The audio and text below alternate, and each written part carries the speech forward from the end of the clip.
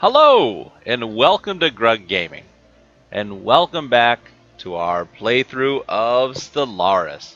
It is time for another 10-year update to see what's been happening in our galaxy. So, let's take a look, shall we?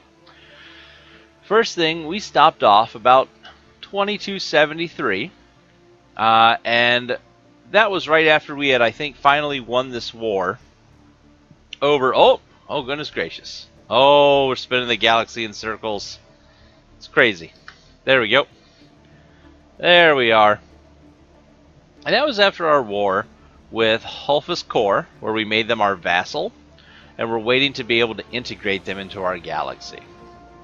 So what happened was, in 2273, I decided, after the war, that I wanted to be able to expand, because now we could move through Hulfus Core into the north without any major issues. So with that in mind, I decided to start building a large number of colony ships. And we are going to use those colony ships to expand.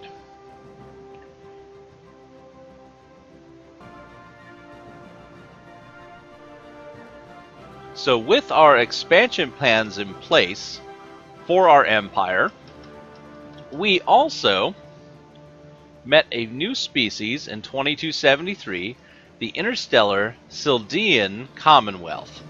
So they are located, oh goodness, where were they? They were right over here, and this was another one of those, hey, we've heard of you from afar, and from communications you've had with other people. Xenophobic isolationists, they don't want to have much to do with us either. So we met them, but they're on the other side of the center of the galaxy, so we're not too concerned. Soon after, though, we also met two other species. One, the Rakthalik-Nak Confederacy, and the Democratic Uandar Union. Again, there's the Democratic Uandar Union. There's the Rakthalik-Nak Confederacy. So what happened was, as soon as we got communicating with them, the other species started to communicate with us as well from the other side of the galaxy here. On top of that, we finished our research in disruptors, a different type of weapon for our ships. And we also went through and were able to build better defense stations. And then it started to happen. We hit that point in the game where our people started to die because they were getting old. So in 2279, our scientist, Fourth Un, the gentleman who, since the beginning of our adventures in space, was it you? Oh, see, they've all died off. Since the beginning of our adventures in space, was piloting one of our two science ships, finally passed away. At the age of 111. Governor Fossilin also died at the age of 110. Scientist Sleruni died at the age of 106. So our population, our leaders just started to die off. Pretty old age, so we got a lot of use out of them. But you can see now our science ships, we're back down to level 2 scientists. It's the same ship we had before, so they're carrying on the legacy of our empire, but they're not as skilled. And one side effect of that is, for example, we have a anomaly up here that we can't really do much with because of the difficulty level until our guys level up again. Kind of a setback, but not too terrible for us. We'll get back up there. We then met two more species in 2280. The Suliban Democratic Mandate in the Hanmor Foundation. Again, more of, there's the Hanmor Foundation, right there. And the Mandate guys, oh, where were they? Where are they? I have no idea where they are. Oh no, we've lost an entire country is gone. Hold on. We can find it here. Contacts. We are looking for the Democratic mandate. Where are they at? There they go. Where are you folks located? Ah, way over here on this side of the spiral arm gap where we've moved across spiral arms. After meeting them, we also met the... Admiral Doveace died as well, the leader of our fleets, and scientist Gahus died at 112. Governor Dussel died at 109. And, wow. And that's pretty much what happened. It's just a lot of people died, and we expanded the Empire. Now, one big thing that happened, I don't know if we talked about in a previous episode or if it just happened during this last 10-year span. Emperor Slurfuge is still going strong. 130 years old, still leading the Great Ixodar Star Collective Empire in space. But the other thing that has happened is, you'll notice we have a different heir. Right now, Crown Prince Gahuni is the heir because the previous Crown Prince died. Died before Emperor Slurfuge died off. Never even got to serve. So with that, the last thing we got was the ability to, in 2282, desert colonization was researched so we can get into some desert planets. So if we look at the map, what we kind of have going on is our empire has expanded over the last 10 years to take another colony in the south and to spread colonies along this northern northern part of this spiral arm. My thinking in this is that we've kind of cut off the Democratic Volar Union right here with our borders. They won't be able to expand much because we've got most of the habitable planets down here, and we'll be able to cut this off with our influence. Again, over here we have the Vagaros Unity, that fallen empire, which is more powerful than anyone else in this region on the map. So they're going to act as a buffer for us against everything happening over here.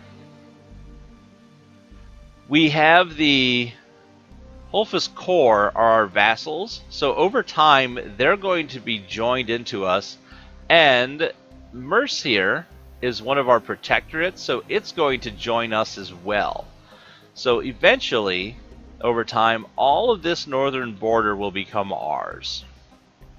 My hope is that I can flesh out the rest of this part of space as our border as well, to give us a giant block in this part of the galaxy. You can see we're already one of the bigger nations on the map. Nations? Empires?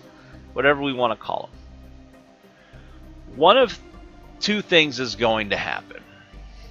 As we continue to butt up against this border with the Volar Union, either they are eventually going to get tired of us because they are getting big too. They have, this is a vassal of theirs.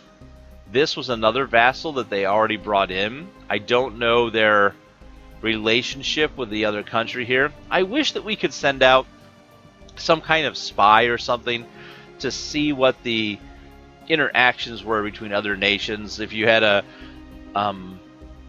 like if you've ever played Endless Space or anything like that, where they show you a grid of the other nations and who doesn't like who, just a little bit more detail for us to work off of, so we can kind of plan out what's going to happen diplomatically on the map. We're either going to get in kind of a stalemate right here, which is what I'm hoping for, which is the reason why we have our diplomacy, our embassy, still here with the Volart. You can see they're already up to a negative 21 just because of our border friction on top of the other things that we have. You'll notice we're equivalent. They still have a little bit better technology, but everything else is equivalent for us. We can raise a huge fleet if we wanted to. But they've been going at war quite a bit down here in the south, so hopefully that's where their interests lie. The reason I'm hoping this stays in a stalemate is that once we absorb all of this into our territory, our next our next target for inclusion in the Empire. That's what we'll call it. The next people who are going to be granted the glorious privilege of joining the esteemed Ixodar Star Collective will probably be the Royal Neverite Territories. Do you remember our friends, the Budavidas? I think that was their name. The guys who breathe out of their butts. Well, you'll notice that their entire empire is gone. Their planet, which was along here somewhere. Let's see, where were they? Let's go to contacts, species. Well, there they are. Their home planet of Buvhandonia is located right here. They were attacked and lost to the Union of Kith Velos. Now this all happened, I didn't even notice when it happened. Sometime in the last, I don't know if it was in the last 10 years or if it was in the last 20 years, I'm not sure. But they've been absorbed. I'm kind of upset about this because they were one of the few species out here in space that actually got along with us without us having to do a lot of work. So I'm upset. So I've decided that eventually I want to take over the Royal Neverite Territories to give me an in to attack the Union of Kith Velos. They're pretty big. And free my friends right here. It's kind of my personal goal if we go that long in this playthrough. Again, we're going to stop the official playthrough at 100 years, so we got about 17 years to go. But I may keep playing on and off after the playthrough is done, and that might be my long-term goal, but that will take a while, and there'll be a big gap between episodes for that to happen. Of course, if you're watching this much later on down, when the channel has become much bigger and you're going through the archives, then you'll just get to see it happen right away, because hopefully the next video will be up. So folks, that's kind of a recap of where the Empire is at over the last 10 years.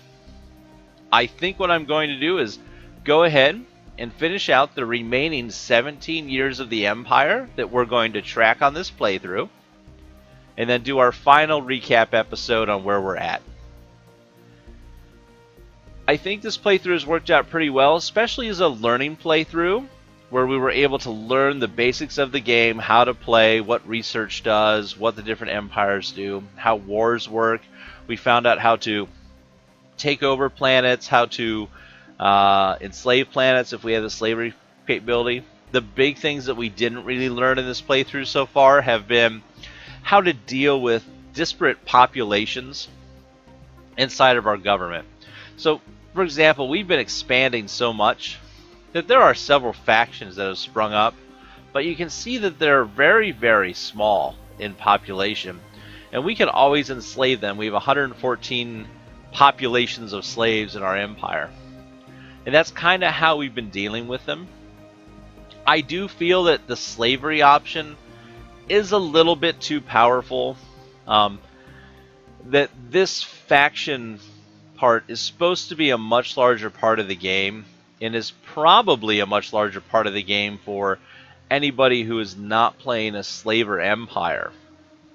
And I feel that without some kind of slave revolt or the capability of them to fight back or cause production issues in a major way, that I'm missing out on some of that on this playthrough.